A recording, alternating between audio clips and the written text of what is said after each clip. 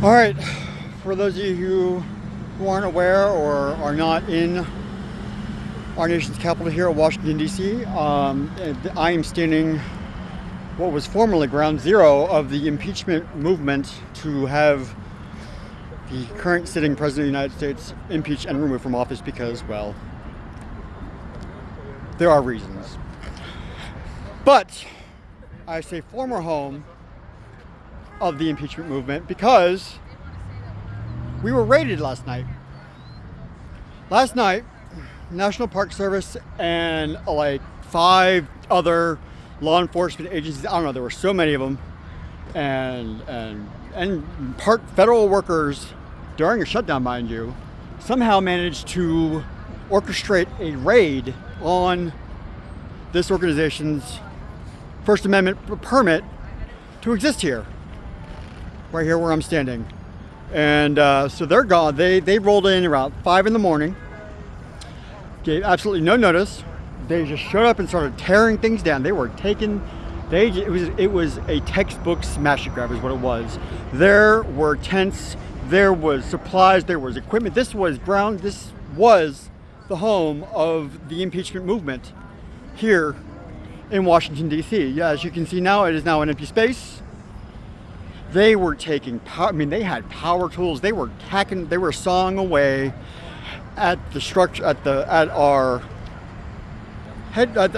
base of operations here over an assault, which is what they said the permit was revoked for.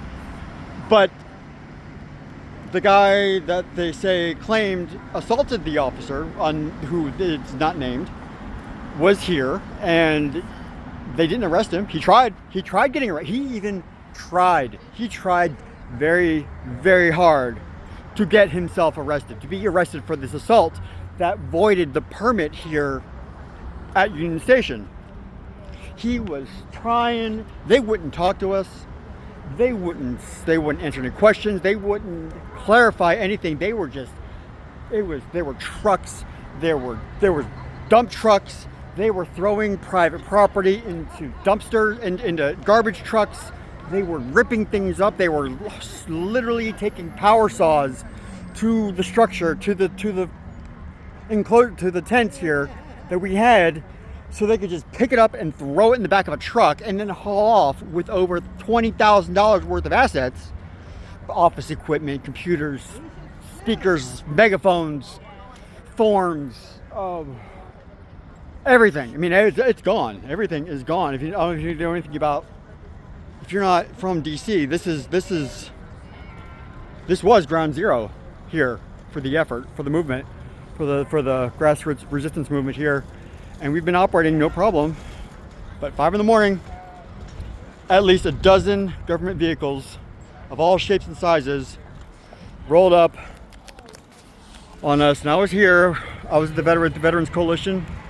You see the one tent remaining because they didn't feel like they could sell an illegal revoking of the First Amendment permit that the veterans have. They couldn't sell that because they know that their excuse for revoking the permit in the first place was total garbage. So the veterans were fine. We were untouched. We were left untouched, but everything else is gone. I was here, and this. I mean, it was. I mean, first 1 minute we're just minding our own business, and the next thing you know, there are trucks rolling past us on either side, coming in. People start tearing things down. No one said a word to anybody, and we were so confused. My head is still spinning about this. This is what the Trump administration thinks of the First Amendment and our right to exist. Our very existence is a problem to him. And you know what? You know what I say? We are clearly on the right track. We are doing something right. If they were willing to come in here, roll in dozens of workers, dozens of vehicles, 5 in the morning during a shutdown of all things. I mean, were these guys even actually getting paid to be here this morning? I mean, honestly, that's a valid question. Were these people that tore down this site were they even getting paid, or were they just doing it out of their patriotic duty to the National Park Service?